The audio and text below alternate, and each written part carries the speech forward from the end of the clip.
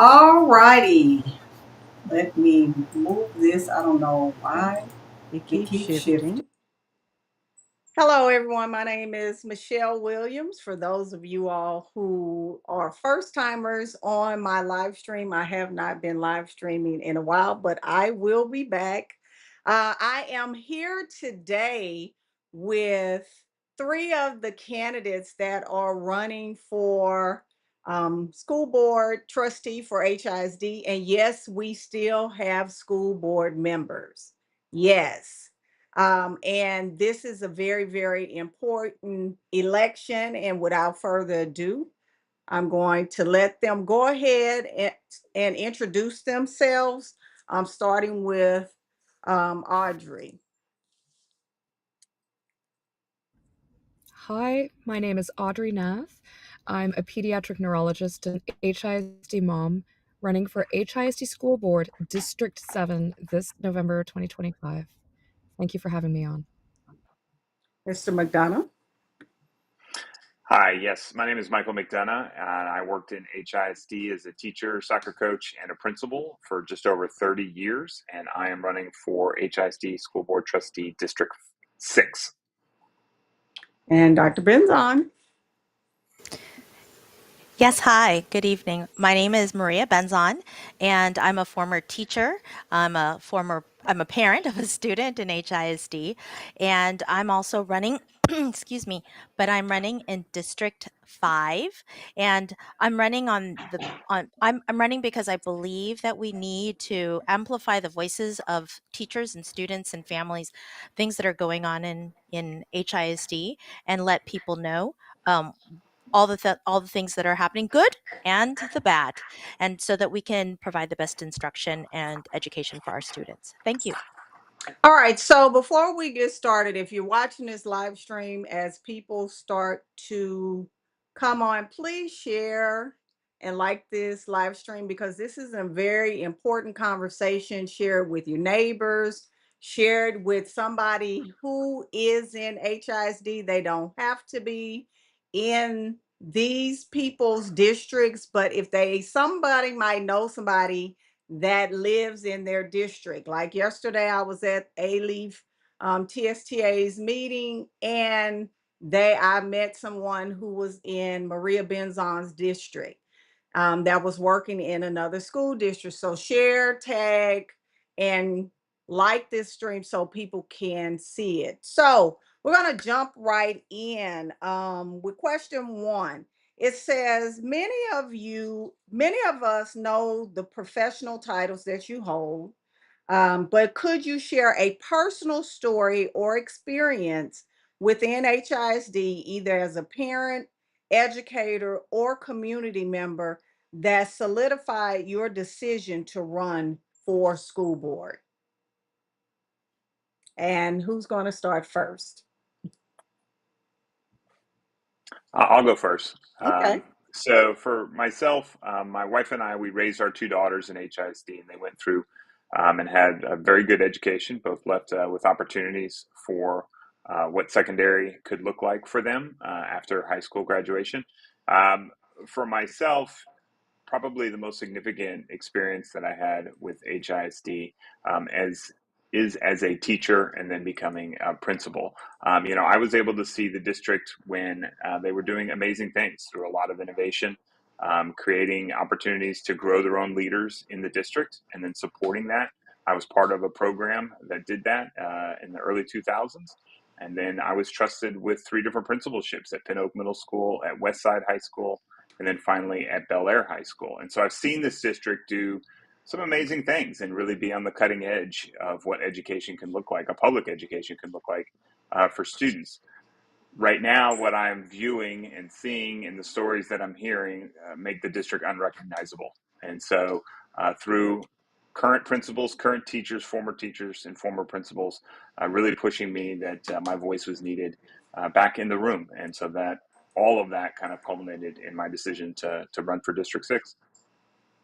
Absolutely. It is definitely needed. Dr. Benzon? So I ran in 2021.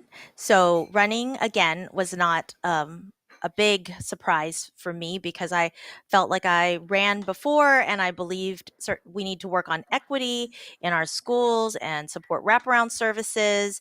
And I believed in high quality instruction and less standardized testing. And here we are 4 years later, and it, as Michael has already said, has become unrecognizable. It solidified for me.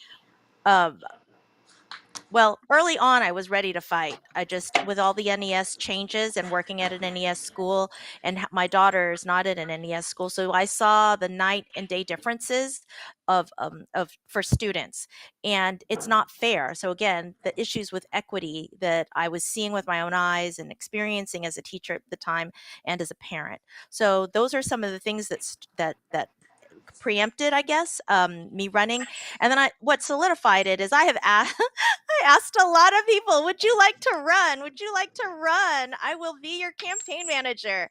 And a lot of people kept saying, no, Maria, you have been the voice for so many of us. I think you would be the ideal person. And so there needed to be a good person representing District 5. And I was willing to and am willing to stand up for the constituents in District 5, as well as all of HISD students. So I'm in this fight. I've been in this fight. And I say fight because I feel like we need to, we've tried to be nice in many ways in sending emails but it's a struggle when no one is listening and we feel like our rights are being taken away, and no one, we don't have an opportunity to vote people out who are making poor decisions and spending taxpayer money that we didn't approve. We didn't want spin bikes, and yet they appeared in our schools. So just a waste of taxpayer funds is infuriating to me. So those are my reasons. Thank you. All right, Dr. Nath. I want Hey, yeah, I wanted to touch on something that Maria just mentioned about the loss of wraparound services. This was something that really came to my attention right as I was making the decision to run for the seat, that wraparound services were cut. And for anyone watching that's not familiar with what that is, it's really an amazing program where one person at every school was there dedicated to help our students battling poverty with food and clothes and at times medical supplies even. And this program was cut in favor of having just some centers all around town that people don't necessarily even have access or transportation to. So when I heard about this, I it was just so deeply unfair. So I started working with other parents in the community to start gathering supplies, and the whole bottom floor of my house became full of supplies that we then worked on delivering to Title I schools. And that showed me that, okay, there is a role for me having a voice in this fight, that we can fight for what's fair and what's right and fight for our students battling poverty. They should have just as much of a chance to learn as everyone else. And that was a big reason why I decided to run. So I want to say something about the wraparound services. I'm just going to piggyback on that. I love it when Miles says, oh, and they were using one time funds. Now, that was not the purpose. All of the services that were, to my knowledge, when they were advertised, they said that it was 2 years and that it was going to end. So when he says that, I always laugh. And he tries to make it seem like the district had all this money that was advocated with COVID money, which was allocated to wraparound services, which was not the truth. But anyway, moving on. Next question. The state takeover has been a defining chapter for HISD. As the district transitions back to an elected board, which people don't know is going to be sooner rather than later, what is the single most important step you believe the new board must take to successfully restore local control and rebuild community trust? And we're going to start with Dr. Nath on this one. I think a really important first step is listening. That would be the first thing I would want to do when getting into office as well. Getting out there, listening to parents and teachers and hearing their stories, because I think that there has not been a lot of recognition of what people's experiences have really been. And I think the next step will be stopping the bleeding of spending money on things that don't make any sense to recoup funds and then spend on student services. All right. Mr. McDonough? I would also agree with Audrey in terms of, we need to do a whole lot more listening than talking, and we need to make sure that we're re-engaging with the community, that we're out in the field.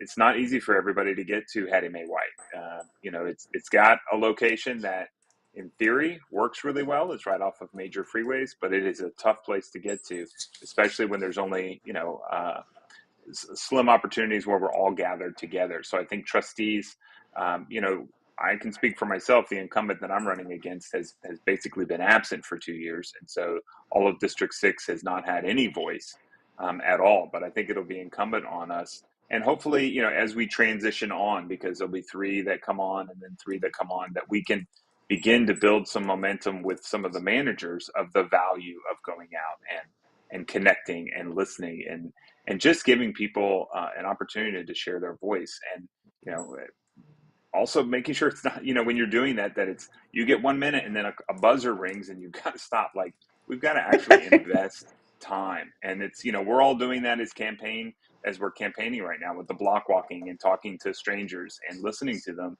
and finding ways that we can move forward and to make sure that they feel there's some hope. That's the other thing, is we've got to bring a sense of hope back to the district so that we don't keep losing students. I mean, we lost them at an incredible rate this year so far. And if people don't see hope for what can be possible for their kids, it's hard to expect them to stick with us and remain loyal. Absolutely.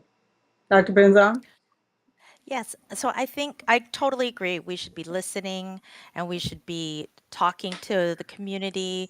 I also think that what we're going to need are people in place who are willing to also write it out and prioritize, because what has happened so far in HISD, so many things have been ripped out. People are losing their IB programs, teachers have left, and as Michael said, students are gone. So we're talking less money, we're talking not enough staff. There's so many complexities to running a district. Just for instance, Michael's experience running a school, there's so many pieces within that. So you take that and it's exponential almost, because it's happening everywhere. So we will also need to, in addition to listen, really prioritize as a community, in different communities, what matters most. I would love to put libraries back. I want librarians at every school. We need wraparound services, but we're talking about a limited amount of funds, that because we've lost students. And like Michael said, bringing hope back is important for people to trust HISD again, to reinvest their student to come back, as opposed to sending them to a different educational environment.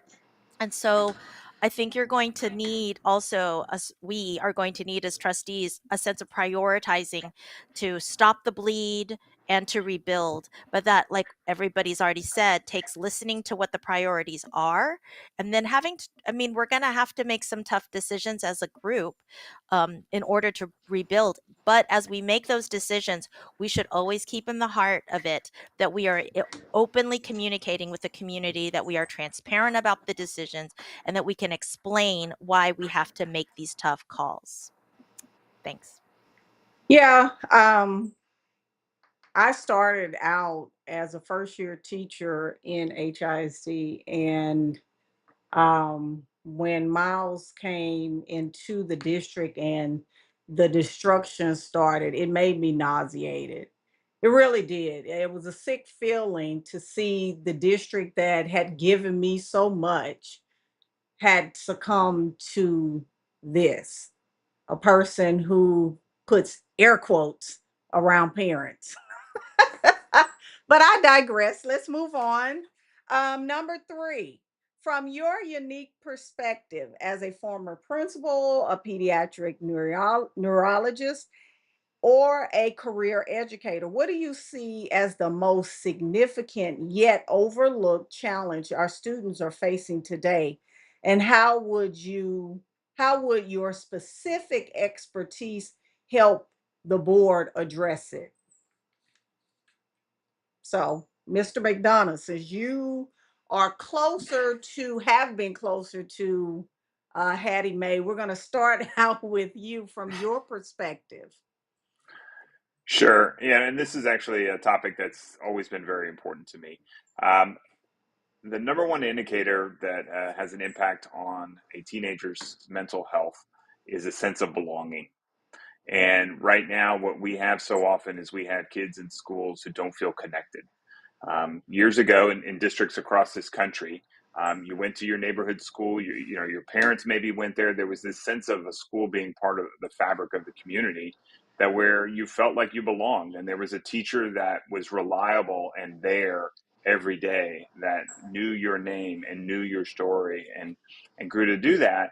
And we've had that in HISD, but right now, again, we've had not hundreds, but thousands of teachers leave the district each year. And we've even had in Mike Miles, the superintendent says that, oh, they weren't willing to work hard, or, oh, they weren't high quality or something like that. But I think a number just came out that 60% of the people he hired have already left the district. Wow. So I think it's an indicator that it's not the people, the variable. I mean, the piece is him. That's the constant. But kids can't feel like they have a sense of belonging if they don't feel safe. And that's not only physically safe, but that's also emotionally safe, academically safe. And so we've got to make sure that we've got teachers who are there every day. So it's going to take a real investment in teacher quality.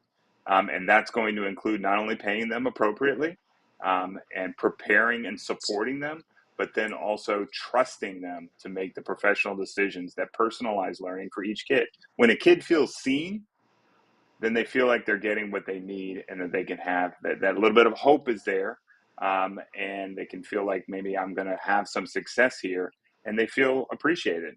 Reader Pearson has that famous every child needs a champion YouTube speech. I'm sure all of us have seen at some point from TEDx, and it is absolutely true.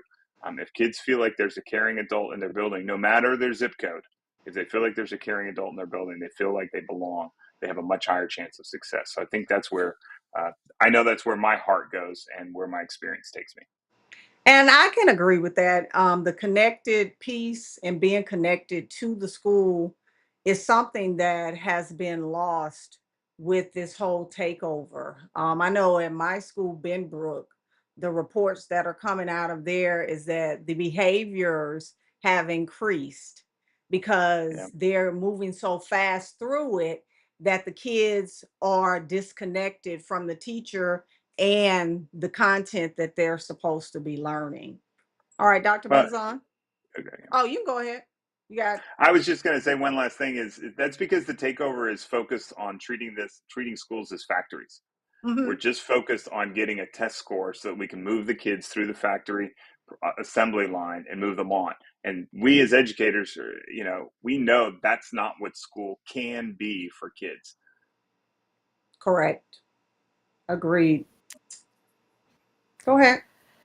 Okay, so I have a PhD in educational psychology, and I've used what I did within that is I researched student motivation and how that impacts instructors' practices in the classroom. So people are either motivated because they have to perform, as Michael said, on a test, or they want to learn for the sake of learning. That's one of the theories in achievement motivation research, and so I've used that knowledge as I've worked with pre-service teachers, trying to help them. It's not about the grade, it's about, do they really understand? And so training them along the way to push for those kind of questions to get students to think and to truly understand what's going on, and not just be able to answer a question on a test, that they can apply it in other areas. I also think I also have used much of that research um, as an administrator, working with teachers, trying to figure out, for those teachers, as I'm training them at that level, and as they're working with others, it's not about me dangling some extra money. It's about the respect that a teacher gets. It's that, as Michael said, that feeling of belongingness. We're a team together, and they feel the support. So one of the things that I would definitely feel is absolutely significant is that the teacher is the program, that the teacher is the center for the learning, and we need to absolutely support the teacher. At this point, so many experienced teachers have left our district. So we have a huge hole to fill.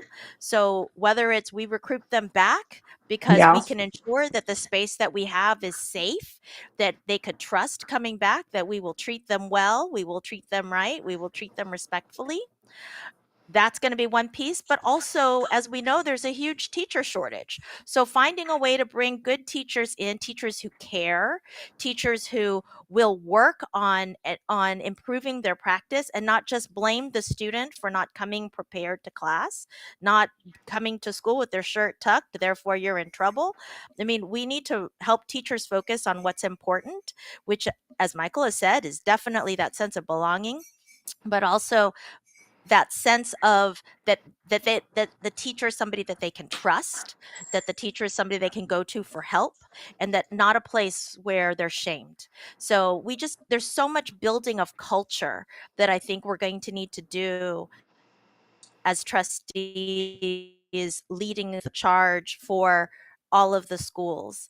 And so I just think that this sense of, we're focused. I want to be focused on learning for the sake of learning. I want kids to be inspired and to be curious and to just enjoy being in a library and doing their own research, solving problems, like real problems, not like two trains in the middle of the night crossing each other, like real problems that make them feel like they're somebody already. And so that's what I want for our kids. And so and research shows that's what helps students motivate themselves to like learn more. They want to learn it. You don't have to force them. You don't have to put a timer. They will be in that flow and explore to their heart's content and share it with everybody because they learn so much. That's what I want for kids. That's what I want in our schools. So you brought up an important point, and I'm the policy person. So there is board policy around terminations because you brought up the point about teachers not being coming back into the district. If you all are elected, and this is a question for you all to ponder on, um, would you introduce a policy change for terminations? Because as it stands, the policy is teacher, if you're terminated from the district, Dr. Berry is under that too, and which she's fighting, would you allow those employees that were terminated on a case by case basis to come back to HISD? Absolutely. I think there have been so many cases where there's not enough evidence that maybe, and I will speak for myself at this point, where for instance, it happened to me. I was not terminated, but reassigned, taken out of my classroom because I was critical. I was advocating for my students. And so, should that have happened to me? Should I have been moved? No.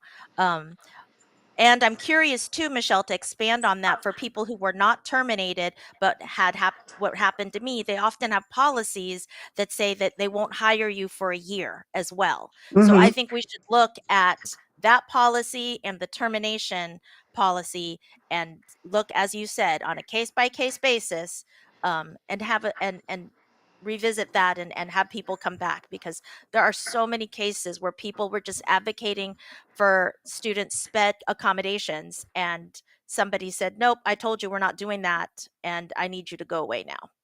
Yeah. So we need to definitely fix this. Okay. Dr. Nath. As a pediatric neurologist, I've been advocating for students with learning differences and brain disorders for my whole career. But then it got personal for me when my son, he started the second grade in an HISD school or neighborhood school, and he turned in a blank sheet of paper for his first spelling test. And, I thought, oh gosh, I just didn't spend enough time with him on these words. Let me really drill them next week. And so we would go over the words and we drilled the same word 10 times and come back to it. And he just had a random guess. And so then I knew, okay, there's really something up. And I was able to get his testing expedited and get his diagnosis of dyslexia and get his therapy started. But what this showed me was that there's waiting times in our public schools for this sort of testing that can be months or even longer. And we don't get that time back.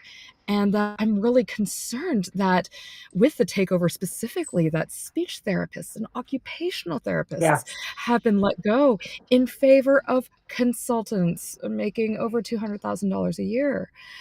And so what I feel like is this experience showed me, sure, I can shell out $1,000 and get my kid tested privately because I'm a very privileged person, but it shouldn't just be the doctor's kid who can get the diagnostics and the services they need. It needs to be every kid. That was an eye-opening experience for me as a pediatric neurologist and then a parent on the other side. Yes, and that is an issue, and that's how I got involved in advocating for children in underserved communities. My own child had an IEP in math, and through my experiences with going to ARD meetings, that was not the experience of my students when I had to go to their meetings. So I became an advocate at the meeting for my students. I can remember one time they were trying to slap an ID label on one of my students. And I went and had a conversation with the diag and was like, no, because ID children, their line is flat. This girl was learning. Her growth was taking place. I said, there's no way that she's ID. So I can understand that being an eye opener for you. So the next question is about restoring power of the elected board. Restoring the power of the elected board will involve navigating complex relationships. That's an understatement, including with the state appointed board of managers and the Texas Education Agency, the Fox, that's guarding the hen house. How do you envision this transition of power, and what is your strategy for ensuring it is a smooth and productive process for our schools? So I'm gonna let whoever wants to take a stab at this because I'm interested in because yeah, I'm glad it's you all and not me. So I'll go first. So I'll be honest. So as we transition, there will still be somebody has to decide who gets to serve on the board, right? It's going to be, there's 9 of us, so there'll be 3. So will they be choosing people who are very different from the board of managers or people who are more aligned with the board of managers? My suspicion is that my spider sense says that yes, that's going to be people who are more aligned. So I see myself being one of the last to be transitioning because many of the policies that have already been approved that don't even have discussion over, I would be arguing many of these kinds of policies, and we would be there for a while. And have a feeling they're going to want. Um, and it's ironic the word smooth that you use, smooth and productive, it is going to be rocky because I mean it's the truth. It's the truth because you've got people who were here who've made a whole lot of decisions without the community input. And now you're going to have people who are going to be representing the community saying, this is not what my community wants, and is going to be voting no. And at the end of the day, at the end of the vote, if I lose my, if I don't, if I have to just vote my conscience and what my community wants, what my constituents wants, and what's good for what I believe is good for HISD. So I think the question that you're asking about that kind of transition, that is going to be not easy, but I will say this. I'm going to be respectful. I'm going to be open to communication. I'm going to be open to listening to what other people have to say. And I'm going to also stand my ground on what I think needs to happen in HISD. And if we agree to disagree, we agree to disagree because that's what we have to do in a democracy. We listen to each other, we make the best vote, and we transition, we accept it. And if we don't like it, we run for school board the next time and we change policy. I mean, that's what we do in a democracy. What we have right now is not that. So moving from a place with no democracy to a place with democracy is going to be, it's going to be bumpy, but So it's not impossible. So we have a comment. She says either way it'll be a minority, but that is it. It doesn't have anything to do with minority, in my opinion. It has to do with Miles not ever having to be held accountable. And if there are three people who are willing to hold him accountable, that is going to be a game changer. Right now, he just has the board of stampers, and he's used to having his way and telling the public lies when we know there's other things that are taking place. So him having to be held accountable and people in his business, he's not going to like that. We saw that at City Hall. So who wants to be next? Audrey, you go ahead. You were last time, so you go ahead. Sure. Yeah. I mean, I think that I agree that it's going to be a complex situation. I think that we're going to, even before we're gaining power, that as elected members of the board, we will have the opportunity to have meetings with Superintendent Miles that the general public does not have. And that is an opportunity for us to then relay the needs of our constituents from our town halls and from our listening sessions. We have to try. We have to try to get our concerns out there that way, as well as getting our concerns and the concerns of our teachers and students out to the media, which is something else that we can do as an elected board member more easily than the average person can do, and also a privilege. So I think that it will be being a lot of being a conduit between our constituents and the unelected board. And then once we regain power, I really agree with what Maria says. It will be a lot of discussion and votes and iterative changes, and us getting voted out if needed, and people making their voices heard. It's a slow process. I think what I would add is, and both Maria and Audrey have given some really strong points here. What I would add is, there's been discussion of who are going to be the first three that get onto the board, and that that'll depend on how these elections turn out, as well as the four board members that are already elected will play a role in that. But I think an equal piece is it'll be interesting to see which three board of managers they take off, because I think that will speak to a dynamic that's also happening that we're not aware of, that's within those closed sessions, what those nine look like. And so I think that's going to be something. It is going to be complex. It's going to take a lot of listening. It's going to take negotiation. It's going to be making sure that I think it has an opportunity to be less bumpy. It's not going to be smooth, but less bumpy in the first iteration of it, if we keep the main thing. And that is, are we making decisions that are going to keep high quality teachers in front of our kids? That one-to-one interaction is still the central event of any learning that happens. And so are we focused on that so that we can make sure we've got high quality teachers in the classroom in front of kids, and some of the other things that we've already discussed? But if we can keep the main thing, then it'll be less bumpy as we start to build relationships. And that's part of what you do, right? There's 9 members that are on the board, and we're weird for a few years. But ultimately there's 9, and 5 get something done. And so sometimes there's 4 that are against it, but 5 get something done. And so how can you work with other people and find some way to move forward. I think that's going to be the key.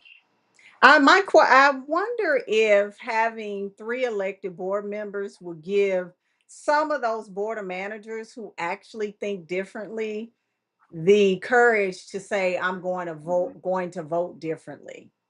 Because I know Absolutely. that a couple of them do not agree. The ones that got moved off, they didn't agree with a lot of those things. And then I was told that one of them asked to be taken off of the board of managers, which I would have asked too. I wouldn't have never applied. So, but Right. it's going to be very interesting. I will say that Rick Campo said something, and I didn't address it at City Hall.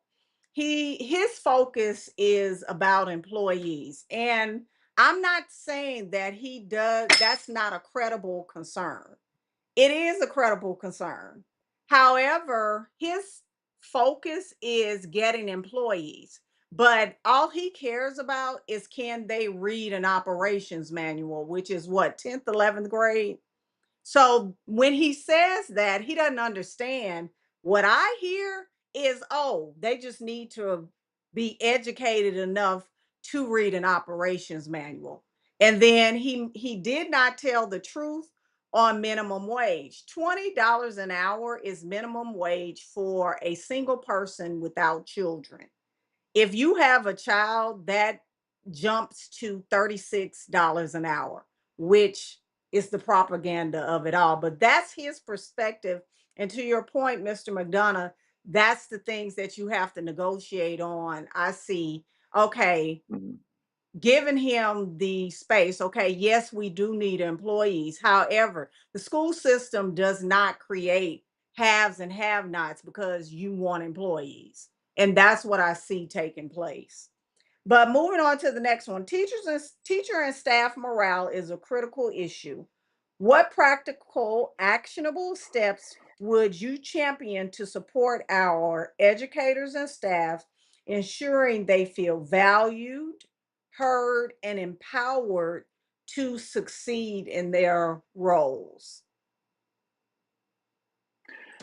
Yeah, there's none of that going on right now. And I'm just going to jump in. I hear from teachers right now. They do not feel valued. They certainly don't feel empowered. It's all one size fits all. I think he just put out his 5th different spot form, and now it's requiring 18 points. And he is obsessed with this chaos that he likes to do. But I think one of the first steps to do for the superintendent for the district is to make sure that the teachers feel, I don't think they even feel like he likes teachers. He doesn't, bless Like his he doesn't heart. even like them. And so and I know I could see him or somebody else saying, like, it's not about being liked, you have a job. I understand that. I understand that. But we also want our teachers, kids, to feel like their teachers like them. We want, people want to feel appreciated, and he doesn't even invest any time in that. And I think the biggest example of that is he creates this binary situation, right? So if you're a teacher and you leave the district, it's because you weren't good enough and you weren't willing to work hard. It's not any other possible reason. His creativity is so limited in his mind that he sees it purely as a binary thing. If they left, it's because they didn't want to work hard or they were really bad, and that's all that they could be. And so when you start to define people as just binary, and this cuts across all kinds of areas, but if you define people in a binary way, those that stay don't feel better. They feel like, okay, now I'm in fear because if I leave, he's just going to speak of me in that way, or people are going to think of me in that way, and that's not where I'm pouring my heart and my soul and my time and my energy and everything. Michelle, you're a teacher. I mean, you know exactly. You're still in it. But when we create these situations where we just define people as one thing or the other, it doesn't help anyone. The whole system cracks down from that. So the first thing is just put our arms around them, metaphorically, and let them, give them that hope a little bit that we can get things turned back around, and that what you're doing is important. Helping them learn how to sustain the effort has always been the most critical piece of a leader when they're standing in front of a group of teachers. And I can agree because even with the takeover, I was the first person to start speaking to the media. And we have a very different group of people that are willing to speak out from the time it began to now. And that's one of the critical pieces that I've heard that the role that I've played. And I've been fighting HISD probably from the day I started because they were doing some things I didn't like. And I constantly bumped heads with my principals, but on the strength of you're not taking care of the children. You're not. And my son was young at the time. So I was teaching the same grade level he was in. So, but we do need to support teachers because it's difficult. We are dealing with local issues, state issues. You got Mike Morath, who's supposed to advocate for public education, he's basically preying on the public school system and champion the dismantling and the systematic takeover of the public school systems. That's not what he's supposed to be doing. And I think at this time it's important that we support educators at some way, whether it be, hey, I had a parent, she would have her daughter write me notes, and those things help to keep you going just a little bit longer. I know that because I was there last year dealing with this mess on the outside and having school be my safe haven when I got there. Because I had people who kind of watched my back there. I didn't have to keep looking behind it. But who else would like to go? I just wanted to piggyback off of what Michael was saying about the spot checks, that one teacher who's beloved at my son's school, she told me that she is waking up at night thinking of the spot checks. Like, it is waking her up. And it's just, to me, like, I've never been a teacher. And I just, as a human, can empathize with how stressful that is and how disrespected she feels that, oh, okay, you can't trust me to do the job that I've been doing for decades. So I agree that it will be a matter of taking away, the first step will be peeling back these policies that are making people really feel like they're going crazy, and going from there and listening to our teachers and making them feel appreciated again. And that's a real thing. I was out with COVID when I came back.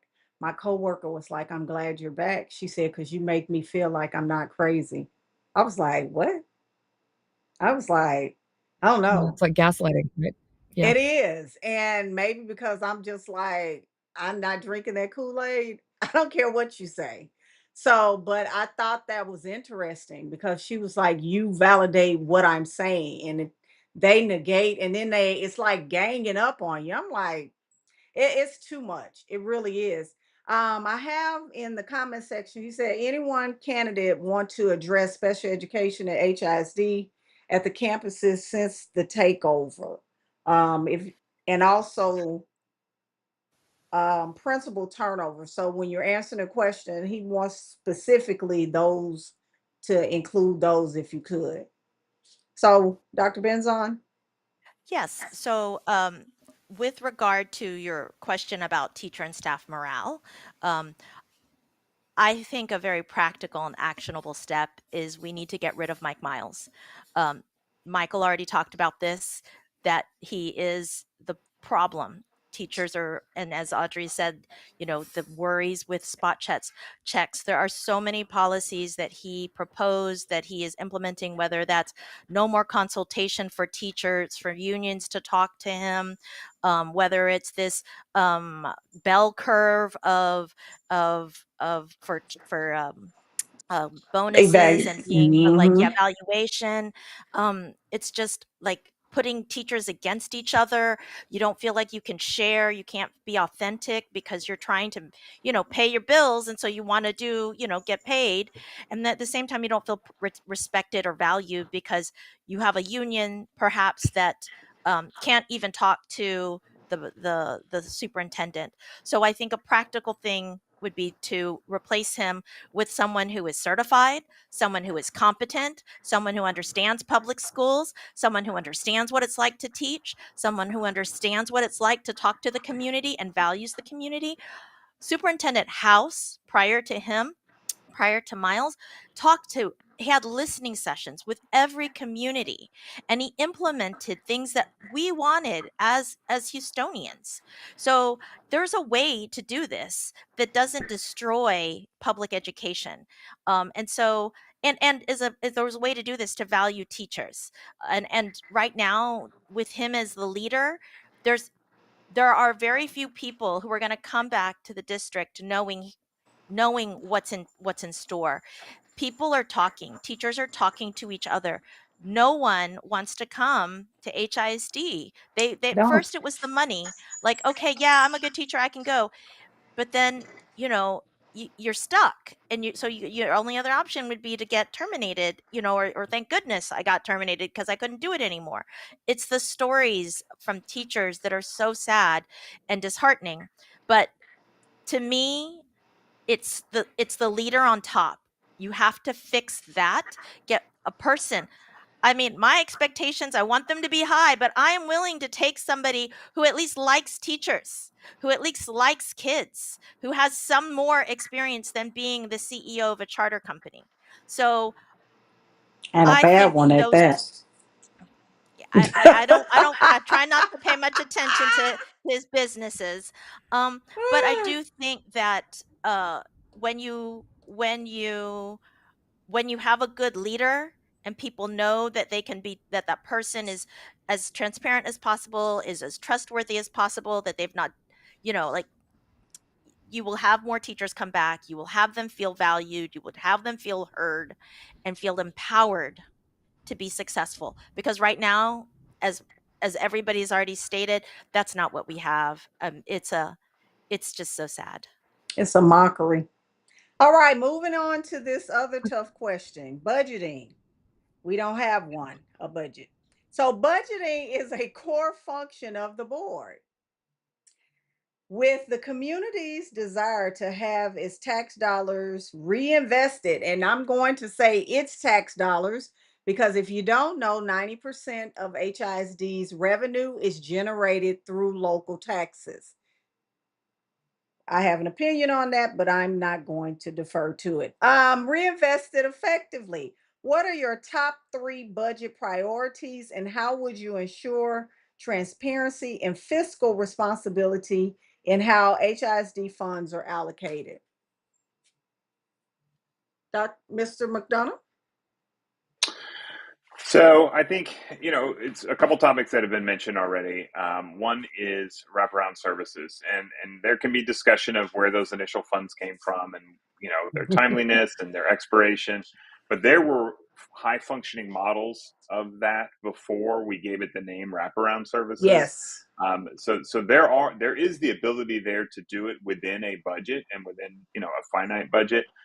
So I think looking at how we can do that, I believe that literacy for every child is important, foundational literacy, and so I think that we need a librarian back on campus. And has that continued to evolve in terms of what that looks like and what that space can look like? Absolutely. But I think librarians are ready for that evolution as well. We need foundational literacy for our kids, and so there should be dollars behind it. A budget is basically a statement of what's important, right? Like, where are we putting our priorities is where we put the dollars. And so if we're putting them around making sure that our kids are healthy and coming to school regularly, that is how we're funded, on their attendance, coming to school regularly, that their families feel secure, that's going to help. That's where we should put some money. Foundational literacy. And then the other is, it's kind of two-pronged. The third, I would say, is that we've got to invest money to get our buildings up to get maintenance issues addressed. And I say that because we need a bond. I don't think anybody disagrees that we need a bond, but we're not going to get one with this current superintendent, and it's going to take some time to rebuild. There's all the pieces that have to be in place, but we do need a bond. And in the meantime, we can't just let kids sit and teachers and everybody sit in hot classrooms, or have situations that are dire where we need safety concerns addressed. So we've got to also spend some money on maintenance, and that's not fun. It's not going to draw a lot of likes or anything like that, but it's necessary, because until we can get the trust to where we need a bond, where we can get a bond passed, we got to still take care of the kids. Absolutely. Because people don't know, last year, my air conditioner in my portable was out for 2 months, but I never said anything because I was like, hey, this is what it is. And we're going to sweat for the cause. So we Crazy. moved I know. into It's it. I what know. It was just like, hey, he's not getting $1. So we're going to move up to this other room when it gets noon and we're going to have class there.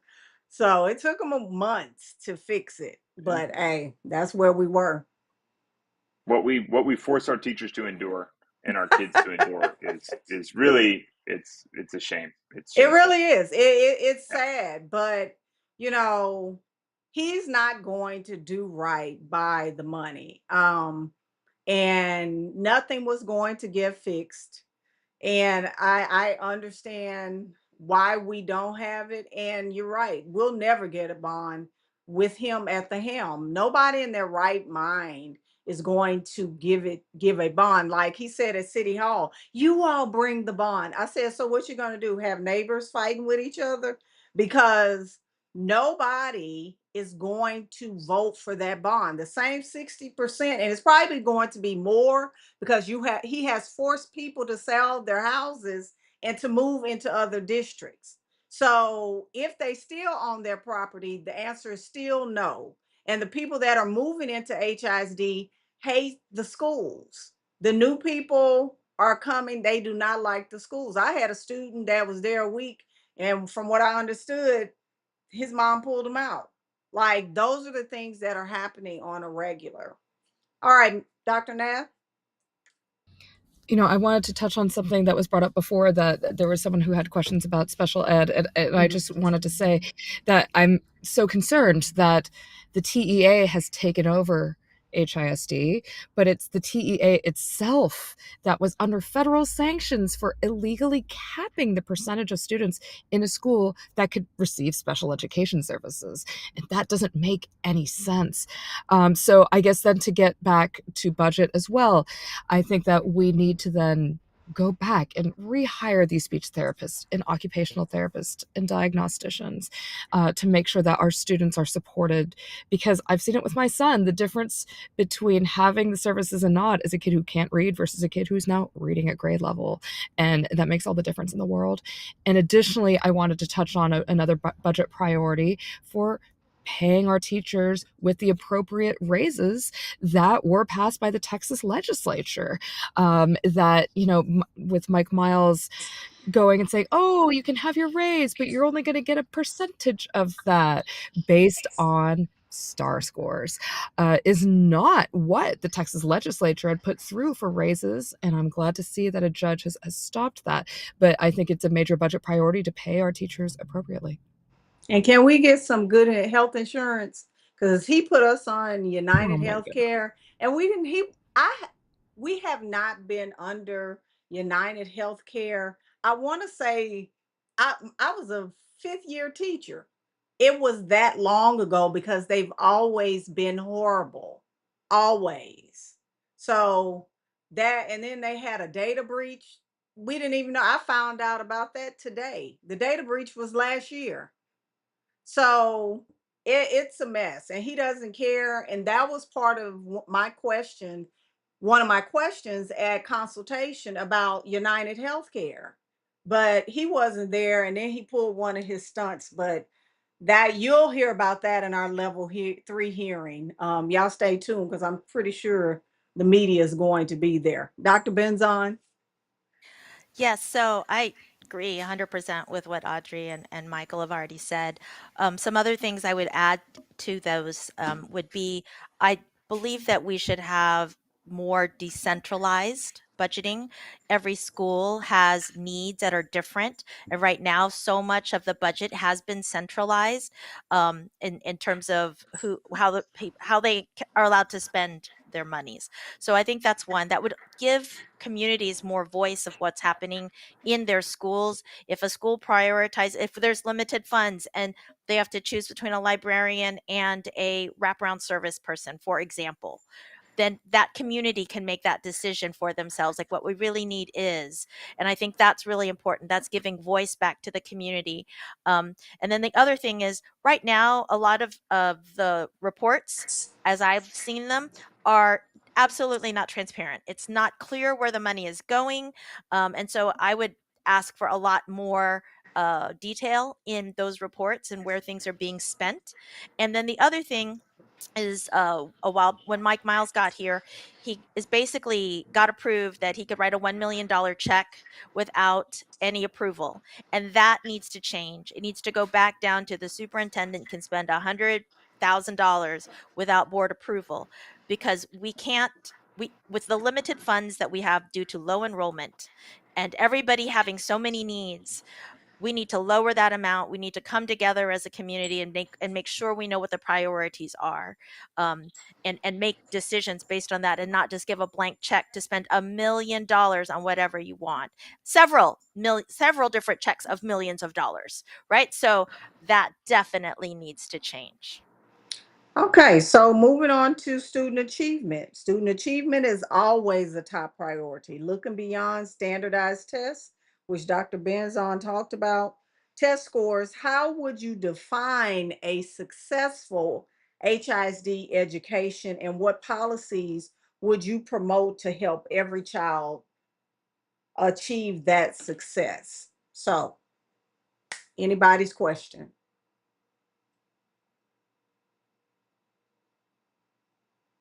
Dr. Benzon?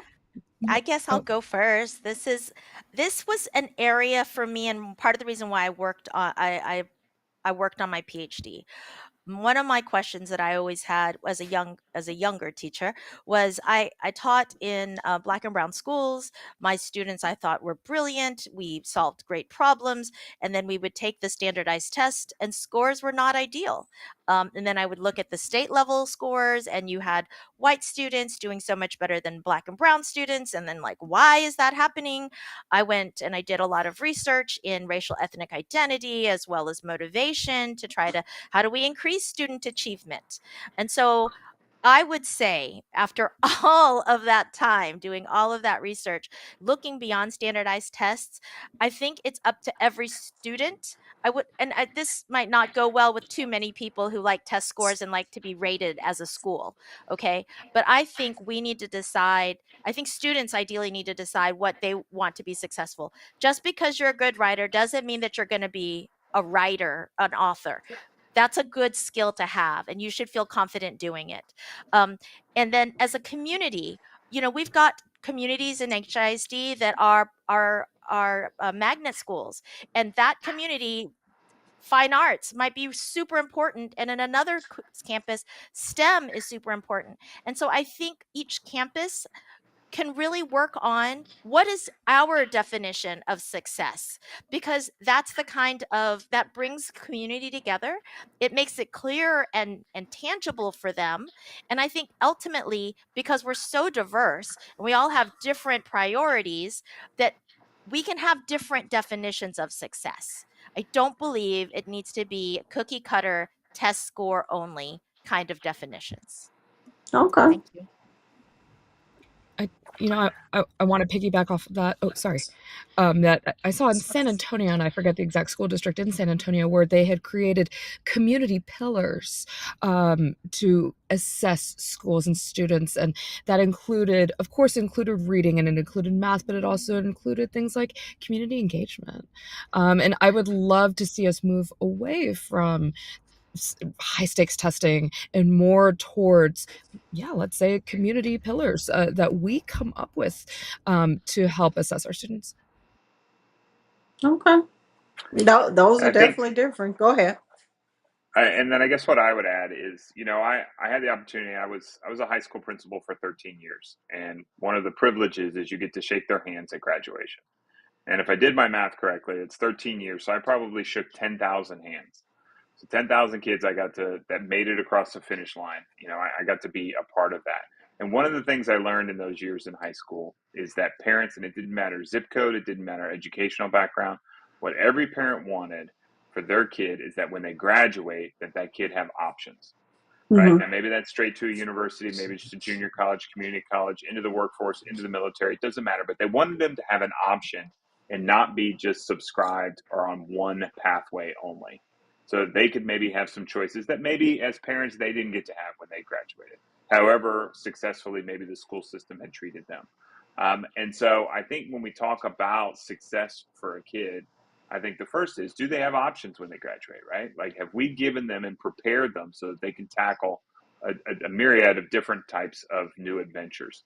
And one of the key policy, because your question asked for that also, one of the key pieces that I learned to be so important, and it connects to what Maria talked about, is we have to dedicate ourselves and make a commitment to identify kids who are ready for more rigorous work that maybe they don't self-select, right? So we would have kids that would come into high school and maybe they'd always kind of cruised at the academic level and done well, and that's where their social group is, right? And that's where their friends are, and that's safe to them.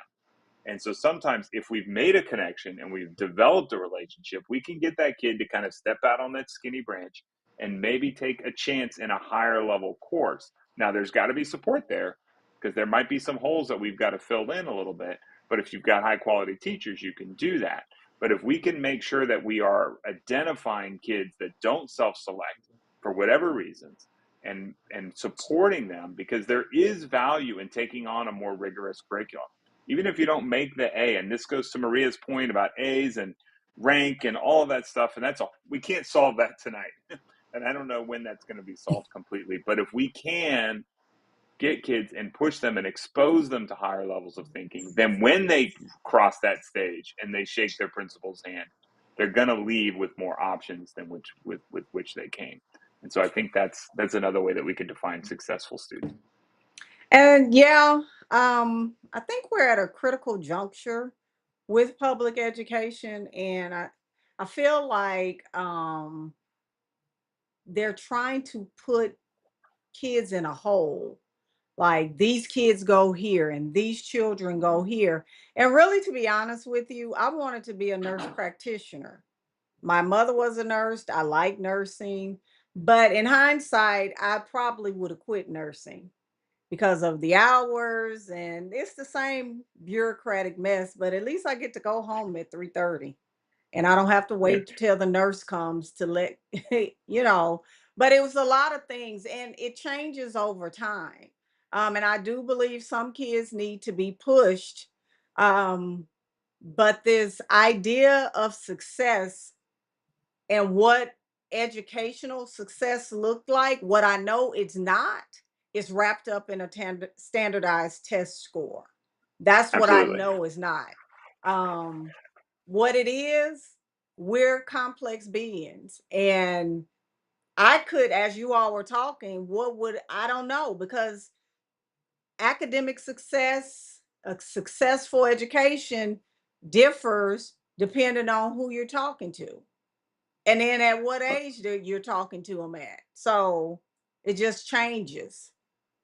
Let me add one thing to that, Michelle. And I think all four of us right now can think of three people off the top of our head that figure it out later in life, Yeah. right? Like, we all have those friends, family members, whatever they may be, that figured it out in their 20s or maybe in their 30s, or they're still figuring it out. But people do figure it out. And this idea of like, you're a finished product and you've figured it out by 18 and you know what you're going to do with your life, it's a false narrative. That's not one, it's not what our job is, and it's not what we should be telling kids. Is, do you have the set of skills and experiences and talent and aptitude to find success later on? But this idea that you've got it all figured out, we know that to be true. And I think, I can say that I share that with my nephews and my sister. I'm the oldest in my family, of like, just calm down, slow down on that. They're going to be okay. Do they, there's other ways to measure whether or not they're going to have success in school. So I'm glad you brought that up.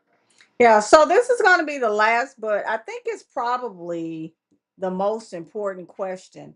Looking ahead 5 years, because that everybody will have transitioned in. After the transition to local control is complete, what do you hope will be the defining legacy of this new elected board? Because we've had some issues. That's my little blurb. What will be different for an HISD student or teacher because you served?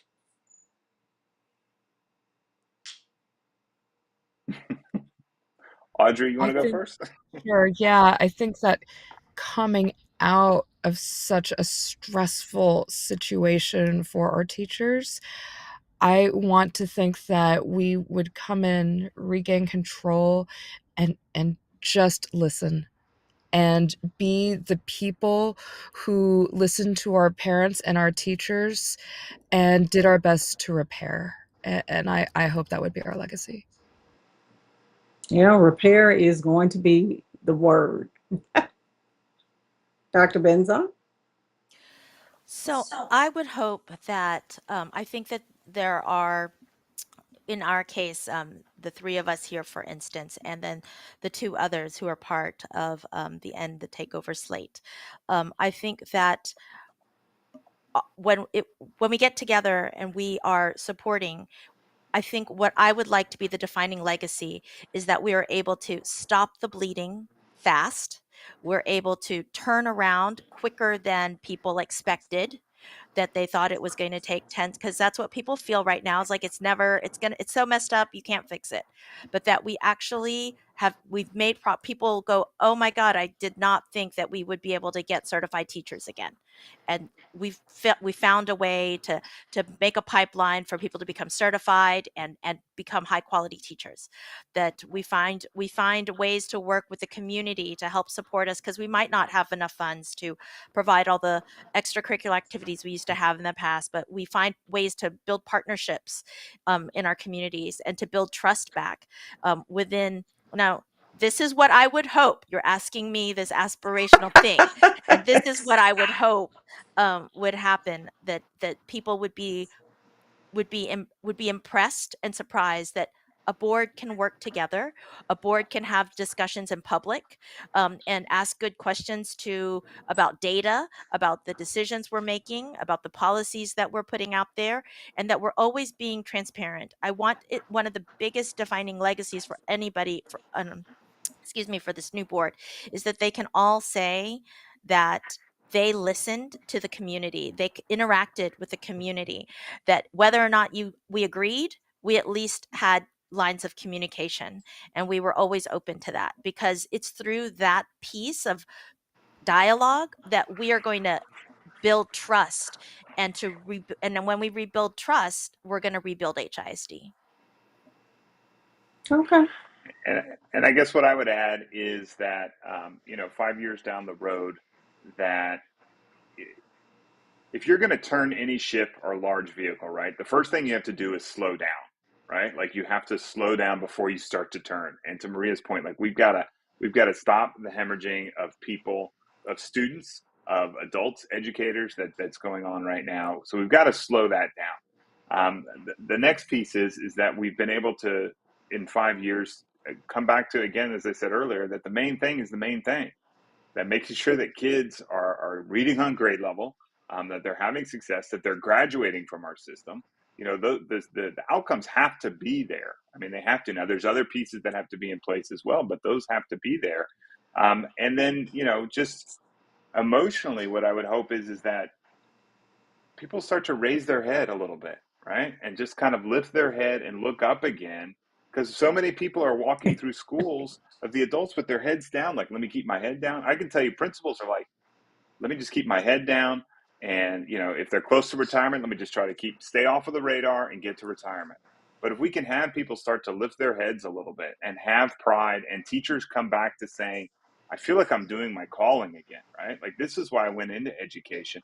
I wanted to be trusted. I wanted to be able to make adjustments on the fly, to be able to take care of kids. If those things can happen, and we've been a part of that through either just listening and keeping the main thing, and just kind of bringing back stability to the district. If we've done that, then I think we can feel proud and excited about what the future can look like for the district and for our families and communities.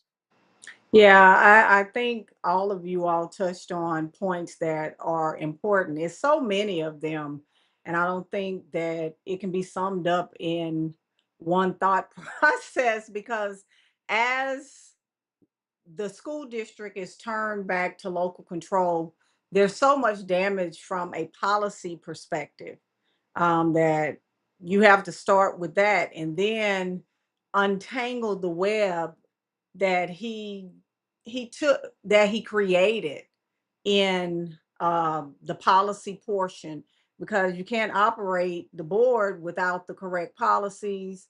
But it's a lot that is going to have to take place. And I do agree, slowing down, because people have their expectations and you cannot, you know, control that. I learned that the last couple of years. People have their expectations and you have to slow down, and it has to be a game plan. And I guess I'm saying that to the people that are watching and who are going to watch this.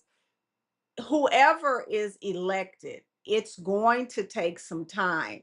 And as people start to come back to the district, it takes time. And that's the only thing I can say. But if a person's actions line up with their words, then you have a good person there. And that's what you can bank on, that their words and actions align. But this is not going to be an easy process, nor is it going to be a quick process of getting HISD back to not what it was, but hopefully a better version of itself. I love HISD. It is home. I have met some incredible people throughout my time in HISD, and I would not have it any other way. It's home.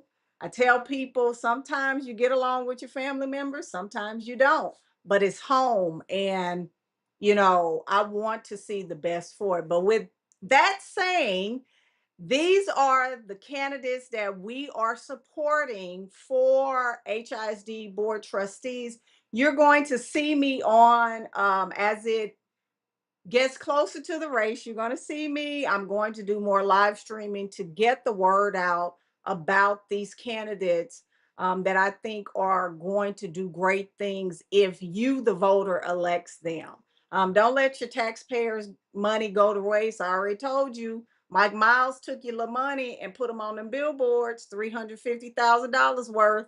Go get your money back by electing these candidates for in the November election. And if you have any questions, comments, concerns, reach out to them. Don't reach out to me. I'm just the messenger. Reach out to them. Have coffee with them. Talk about your concerns. Get involved. Take action. So thank you so much for tuning in, and I'll see y'all definitely in my next live stream. Bye-bye.